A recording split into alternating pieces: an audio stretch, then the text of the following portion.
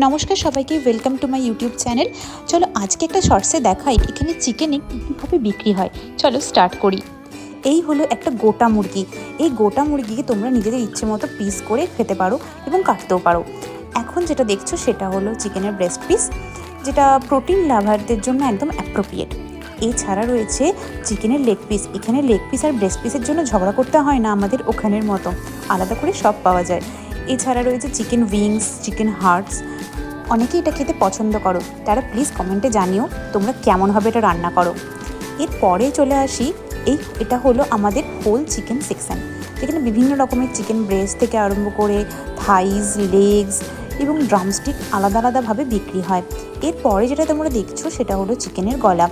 হ্যাঁ, গলাটাও এখানে আলাদা করেই বিক্রি হয়। এখানে সমস্ত মাংসের কীভাবে রান্না করলে কেমন কী ক্যালোরি হবে সমস্ত ভ্যালু এখানে অ্যাভেলেবেল।